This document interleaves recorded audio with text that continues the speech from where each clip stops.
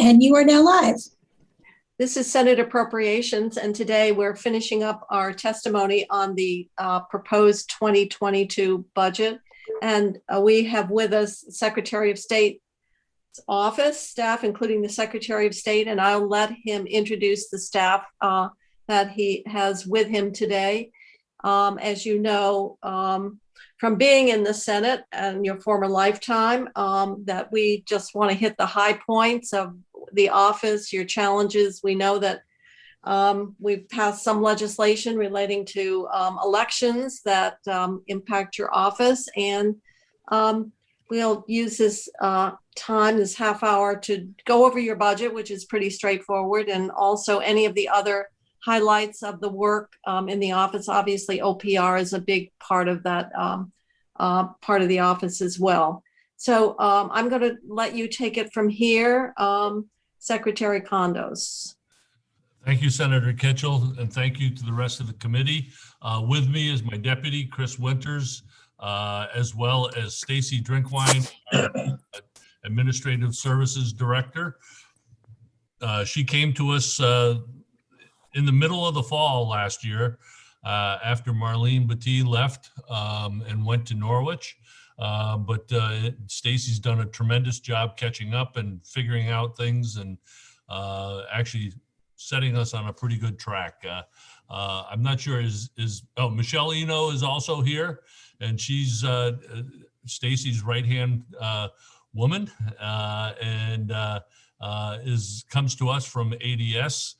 We've had almost a complete changeover in our admin services in the last 6 months. So it's good that we're finally back to normal. And you have our presentation. I'm not going to get into it as far as all the details or whatever about all the different agencies, different department divisions. I'll just take you quickly to slide number 6. Which is usually the one that we always basically focus on, which is oh, gee, we can, that's a good one. The one of the building. Yeah, the one of the building, right? But hopefully that Chrissy's got you set up so you can see slide number 6. The building, of course, we just had our porches completely redone this past year. They were literally falling down. They were starting to fall down. They were separating from the building, and they had some water leaks and stuff. So they do have to come back to finish their work, but they were working. It was a good time to do it while nobody was in the building. So on slide number 6, you can see that, and this is something that we've been very proud of. When I first took over, we had 19 total temporary positions that we were operating under. We're down to 2, and one of those is an impaired person who works 5 hours a week doing some administrative tasks for us. Our overtime goes up and down depending on what it is. In 19, we had in FY19, we were up pretty high, but that was because we were in the middle of implementing the new OPR system. It's come back down, and we'll see where 21 ends up after the election. We had a lot of work, as many of you know, as we were dealing with the pandemic and trying to also protect voters' rights while also protecting the health and safety of the voters, town clerks, and their poll workers. On the next slide, we have 2 state funds that essentially, we have three special funds. 2 are what we call the state funds. One is the Sos Services Fund, which is composed primarily of the corporation's fees. It pays for 100% of the salaries and benefits of Asara's 19 FTEs, 4 positions out of 5 in elections, and 43% of overall executive and administrative services. And you'll see a slide near the end that talks about the sweep of excess revenue at the end of each fiscal year to the general fund. We are a moneymaker for the state, so we consume less money than we take in. The pressures on this fund 21928 for this coming year are it's a 3% increase, and it's mainly due to salary and benefit contractual increases. If you remember, we do not receive general funds, so therefore we have to build in our pay act. And then we also had this year a 20% elections match of 600,000 that we had to factor in for the 2020 HAVA EAC election security grant. That grant got us $3 million that we were using, and we have until 2024 to spend that. It's got, as the previous HAVA monies, it's very specific as to what we can spend it on. And 21150 is the OPR fund. It is separate from and has no effect on the general fund. As you know, the money that is generated by the licensees stays in OPR and funds the operation. The operation is now up to, I think, 38 FTEs. It's the largest division of the Secretary of State's office. There are a couple of new positions coming in that we will be building into this. And the pressure, of course, there was a 10% increase from 21 due to salary and benefit contractual increases, but also we've provided or installed some enhancements to our next generation licensing platform, which also includes the placeholder to give us the capacity to add additional professions as the legislature names those to us. Stacy or Chris, I'm not sure if you have anything you want to add here before I go to the next page.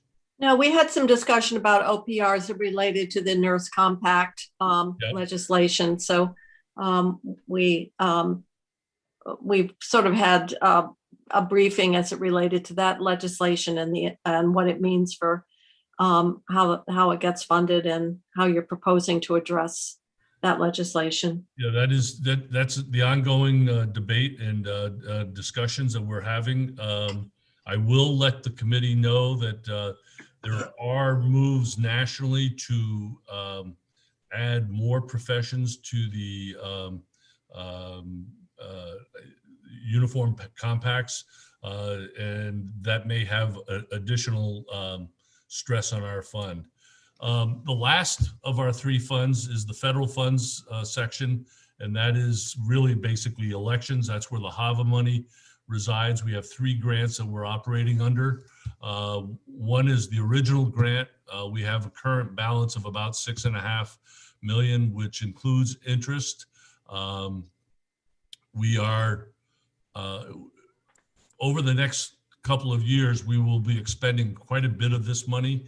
And that is mainly, it's time for us to change tabulators that we have. We have about 300 tabulators out in the towns. We have about 150 towns that use tabulators. They represent 80% of the vote. Those tabulators are no longer, parts are not being made for them anymore. They're really outdated. They still work well, and we've managed to continue to keep those in operation, but we're really getting to the end of the life of those units. We will be going out to an RFP later this year. We also have the annual operating and maintenance costs on our election management system, which includes the statewide voter checklist, candidate management, and election results processing and reporting. We also use this election management system to report to the Election Assistance Commission in Washington. After every general election, we have 60 days to prepare a rather lengthy report from all 250 towns and get it out to the EAC. And I am a member, just so you know, of the EAC Board of Advisors. So I have some say in what goes on down there. We're also Jim, could I ask you a question? Sure. On what you're talking about, the Title II, the annual maintenance and our statewide voter checklist. And obviously, when we're going to mailing, a lot of people who are concerned about the integrity of mailing talk about the fact that we have oftentimes our checklists don't have the most up-to-date. People sometimes die, and believe it or not, they don't report it, or they might move or whatever. So is there some way, the statewide voter checklist, so if someone goes and moves to a different town and wants to register there, is there some kind of validation or edit that comes back from the checklist that indicates an individual is registered in another town? I was just wondering the extent to which your statewide voter checklist helps purge or validate or keep the local checklists up to date. Senator, that is a great question. And the answer is yes, we do. Our system does do that as long as it's within Vermont. We don't have access to other states at this point, although I'll brief you on what we're doing there. But right now, if Jane Kitchell decides to register in St. Johnsbury, if you move to St. Johnsbury and you decide to register there, and as soon as Stacy Jewell puts your name and information into the system, it will pop up to her and say, Jane Kitchell is registered in Danville, and then she can, with just a quick click, send a message to the Danville clerk and say, please remove Jane Kitchell from the list. She has now moved to St. Johnsbury. So that happens within the state of Vermont. There is no national database at this point, but what there is out there is a system called ERIC, which we just joined last year, and we're just now finalizing the data input that has to be sent to them. And there are 30 states. It's a member-owned state member. The states are the members, and the members own the system. And we'll send that data. It's anonymized and secure. Then they will run it through their 30 state database. And then they will send back to us information on people who have moved out of state or moved from out of state in state. They'll tell us who they have as having died. They will tell us if someone has actually voted in another state. So there is a lot of information that will be coming, and it'll be put in place later this year. We're really excited about that because that gives us another area. So, and if someone does, I mean, we have the capability to run periodic checks against our system, our voter checklist. Keep in mind, it's the town clerks who maintain the voter checklist. They roll it up into the statewide list. This is the way it's federally mandated that we maintain a statewide voter checklist, but the towns and the boards of civil authority at the towns are the ones that are required to do the maintenance on it. This is a year that they will be doing that. And in fact, I know that Will Senning, my director of elections, is working diligently right now to prepare the document for the towns. We also have some additional information that we've been able to garner from the election management system, which will help them clean up their checklist. And you hit it right on the head. One of my opponents used to say to me, well, I know there's dead people on the checklist. There are always dead people on the checklist and on every checklist in the country, because dead people don't call us up and tell us to take their name off. Until someone does, or until we get the information from the Department of Health, we won't know that person has died. Senator Sears, I didn't really. I have another question, but since the secretary brought up dead people, I wanted to point out that if you vote by, I call it absentee still. I know it's mail-in ballot, and you happen to die between the time you vote and the time of the election, your vote still counts. Is that still correct? That is correct. As long as that ballot is in technically speaking, dead people can vote. They were alive when they voted, but I have to point that out, Mr. Secretary. So But my question has to do with, it keeps coming up in elections. Before you ask your question, Senator Sears, was your question submitted to you by perhaps a former member of this committee? No. Oh, No, but I did want to make sure that I was technically correct, I see. that in Well- Vermont, Go ahead. Go ahead with because your I want question. to be assured that, if I pass away between the time I cast my ballot and the time I, send it in, I mean, that, even though I would like to get my ballot back sometimes, I voted early in the March primary and my wife voted for somebody and I voted for somebody different. And both of them were gone by the time the primary rolled around. So That's a completely different issue. But anyway, my question has to do with down here in Bennington, there's been some controversy regarding ballots after, you vote, that they check the list of those who voted, and then that doesn't always measure up the same. And I wonder why we continue to do that. Who left? Who left the polling place? Are you talking about curing of a ballot? Yeah. No, I'm not talking. Okay. The issue I'm talking about, right? No. I'm not sure I understand the question. Well, the question is about after you vote, they check you in, they hand you the ballot, and then if the two don't, if the numbers at the end of the day don't add up completely. The checklist. Oh, the checklist numbers. Yeah. So yes, and actually, I would say our experience over my 10 years as secretary is that the clerks work very hard to make sure that number comes out the same.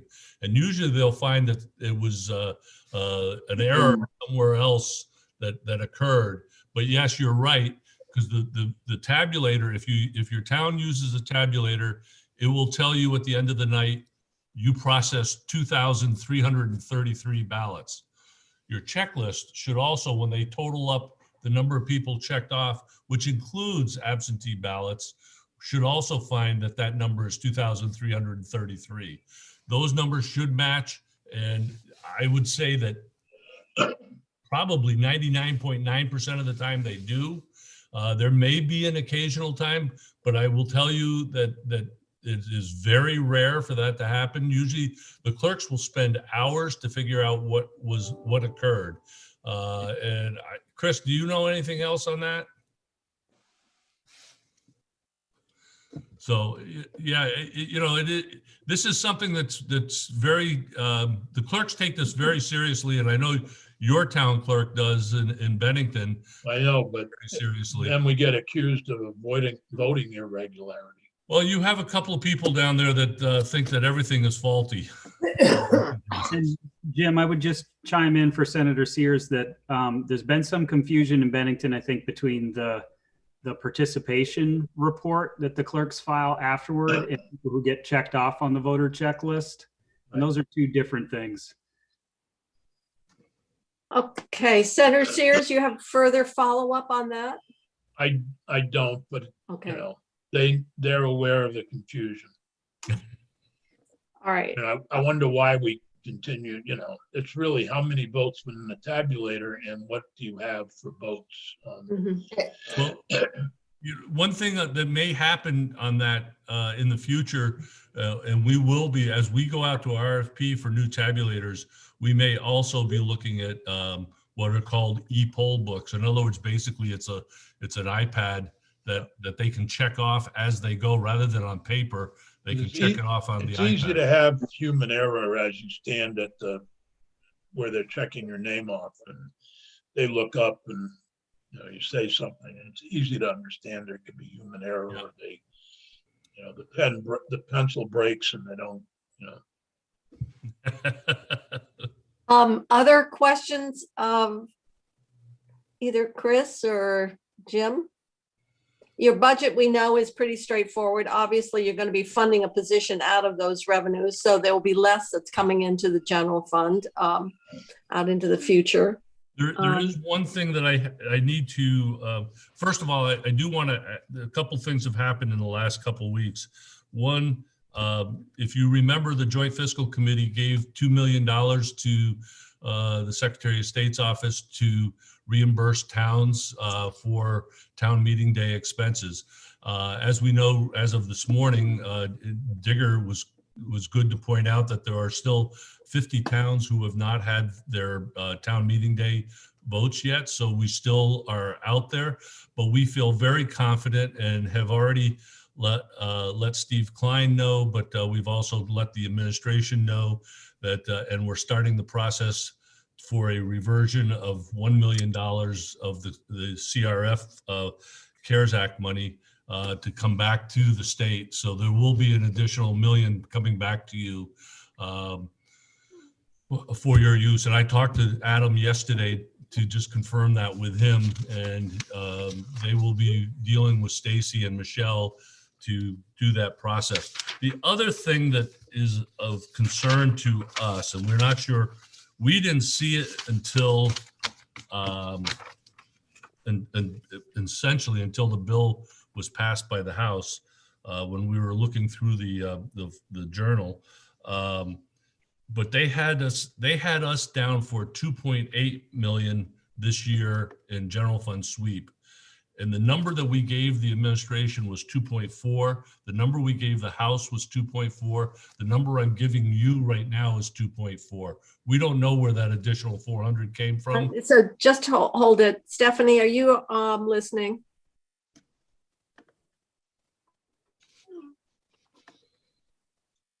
Yes, I am. Okay, would you just make a note? In other words, we took more receipts than Well, no, the proposal from Finance and Management included in their budget was higher than what the Secretary of State understood it to be.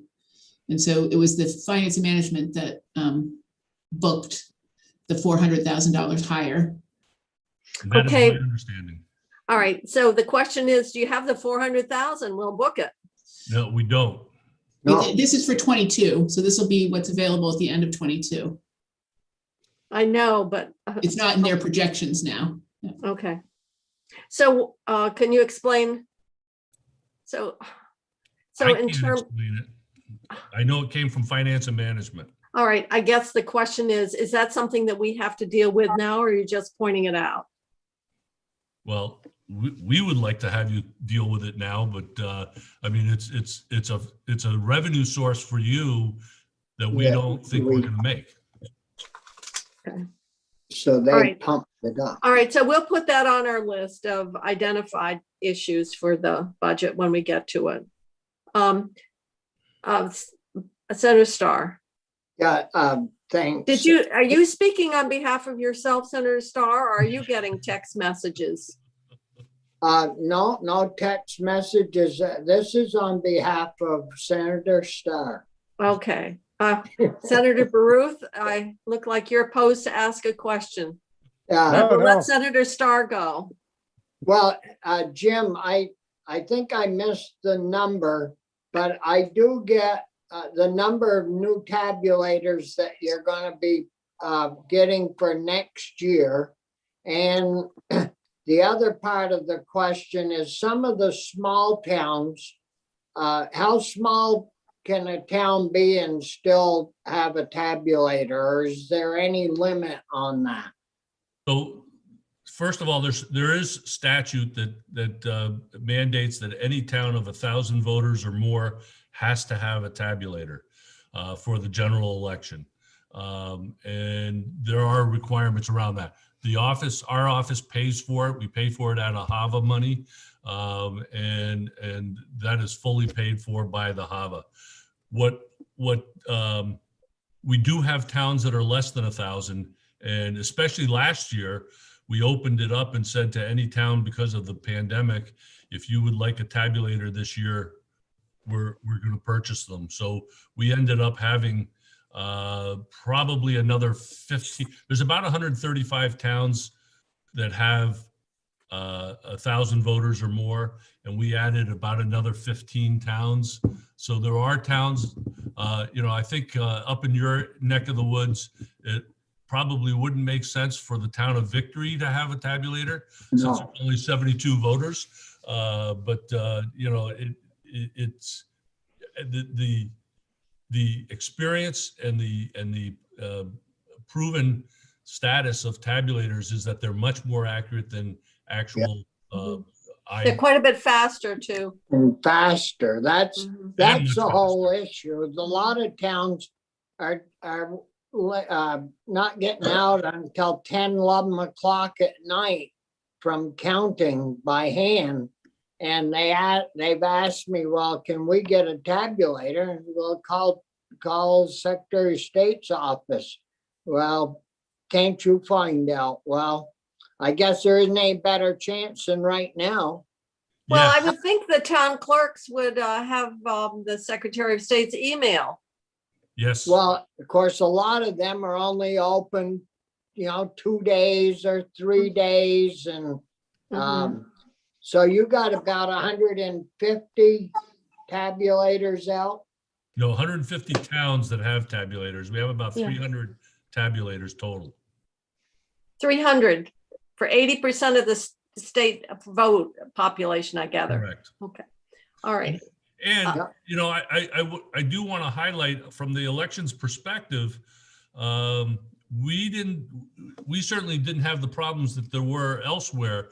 We had a 7 p.m. on election night deadline for ballots to be in, and we had 98% of the voting districts into the system by midnight that night on the election night. Now, those are unofficial results. The clerks have 48 hours after the election to certify their election, and then the state of Vermont certifies its election 7 days later.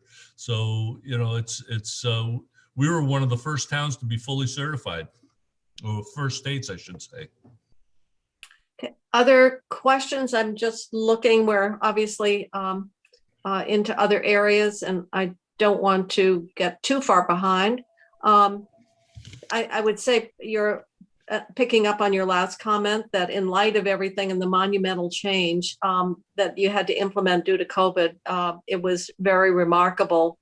And in terms of how smoothly it went. So congratulate. I know people worked really hard to get everything in place, but it seemed to have gone well in the end. Well, thank you, Really. Senator, for those comments. I can tell you Vermont has the smallest elections team in the country. We only have But don't 5 forget, people. we've got the second smallest population. We're not even as big as a city, for heaven's sake. But we also last year presented a lot of challenges, and we certainly were. My elections team actually were working 6 and 7 days a week to make sure from May on to make sure that the election went smoothly on election night, and we're really pleased with how that went. And I know that Chris, myself, and our chief of staff Eric were considered honorary members of the elections team because we were literally working unbelievable hours trying to make sure that thing worked well. Well, it's great. Yeah. Other questions that we have? I want to make sure everybody has an opportunity to ask any questions that they might have. I just wanted to go back a couple of years ago when you were implementing the new software for corporate registrations or professional regulations. There were kind of, I remember Senator Nitko had expressed some frustration about problems. Can you just, this will be the last question of the day. If you would just tell us, how is that system, how well is that system working? Are all the implementation kind of glitches smoothed out, and are people happy with how that system is working? Yes, yes, and yes. And I will add that with the business portal, we had an opportunity. Our system cost probably, I'm trying to remember back because it's almost 10 years now. It was about $2.5 million to put in place.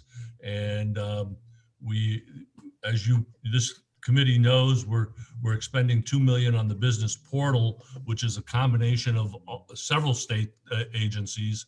And we were offered an opportunity at probably close to 1/10 of that cost to put a new system in place. And we would have been going out to an RFP anyway in the next year or so. So we are moving forward with a new platform that we think will be much more user-friendly going forward. Although I will say that the folks that use it, we have very few negative comments. Most, the big, like Downs Racklin, CT Corp. CT Corp has probably 5,000 or 6,000 clients that they manage their annual reports and stuff for, and they've all been involved in some of our discussions. Chris, you have some more information probably on that, so why don't you bring it forward?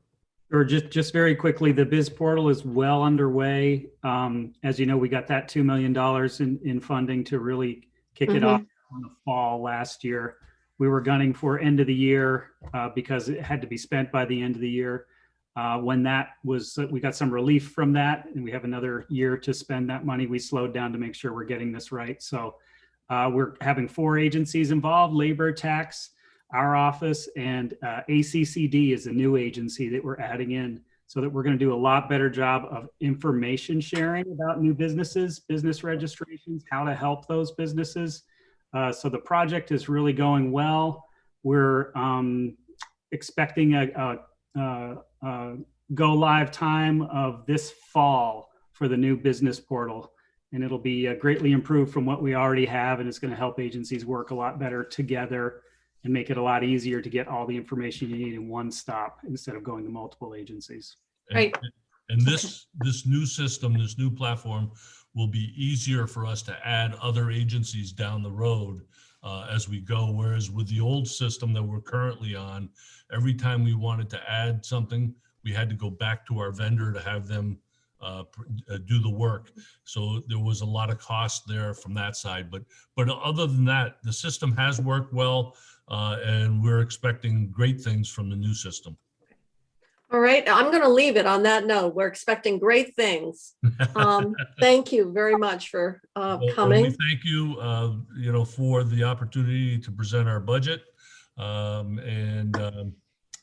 last thing I just want to add real quick on the business portal. We will be asking BIPOC questions, which we don't have right now. We don't capture that information now, but we will in the future, as well as if a business is women-owned or not. So those are things that we're adding to the business portal going forward. So, and ACCD, I know, is pleased about that because it'll help them target resources to specific groups. Okay. Great, thank you. So we'll let you get back to your business at hand, whatever. Thank you so much. Appreciate. We're going on to VOSHA. You're welcome to stay, Jim, if you want to listen to. That's okay. All right. Oh, he's gone. Chrissy, are we? Thank you. Yes, we have Lee here with us, and she is with Michelle. No, sorry, not with Michelle, with Brenda Berry from the Agency of Administration. Okay. All right, great. Go. Thank you. We'll get started. And so I just want to make sure we pronounce it. Your first name is Lee? That is correct. Okay, I just Lee, want to make yes. sure that we're It's not the masculine butchering. spelling, but it's Lee. Yeah, Lee. Yes. Didn't want to not get it correctly. So thank you for coming. And we will have you go through, obviously, VOSHA, it's a pretty small budget. I'm glad you could be here. And if you want to just go through the highlights, I see Brenda Berry's here from Agency of Administration, just to monitor your testimony or maybe fill in if we have any questions. So I'm going to let you take it from here. Highlights, there are parts of any budget that are pretty straightforward. So it's all yours, Lee. Okay. Thank you, Senator. Thank you for allowing us to come today to talk about our budget, which, as you said, is not a large one, especially following the Secretary of State's office, probably a rounding area for the Secretary of State's office. I assume that you all are familiar with what the VOSHA Review Board is. We hear, we're a quasi-judicial organization that was created by statute in 1970, and we hear basically appeals by employers who are contesting their OSHA violations.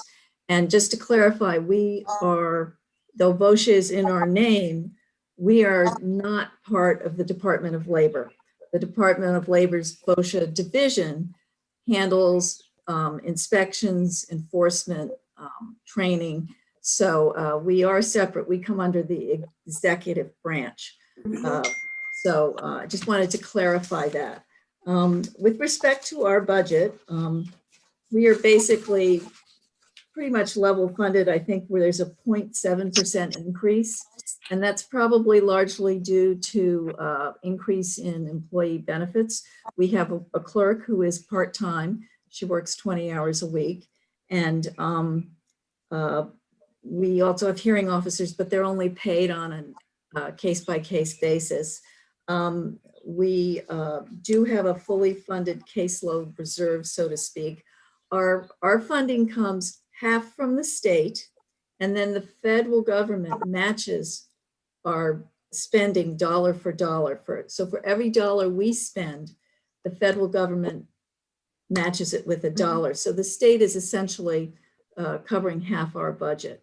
Over the years, we've developed, is there a question? I don't think so. Okay. I'm just looking. I don't see any yellow hands or real hands either. So Okay. no, I think not. Well, we have been able to carry forward any sort of extra funds at the end of the year, and that we have kept as a reserve because we never know how many cases we're going to get, whether they're going to go to hearing, whether they'll be appealed. So it's hard to judge every year what our hearing officers' costs are going to be. So this allows us to keep our budget basically level funded because we don't build in a cushion in that. And we have over the last few years drawn down on that reserve because we've run over at the end of the year. We've had, matter of fact, I was just sitting in on a case that went 2 days and we're probably going to go 2 more days. That's a long case and it's going to be an expensive one for us. And what else are we doing here? We are also, to minimize costs, we've had our VOSHA Review Board clerk become a paralegal so she can help with research and other support services.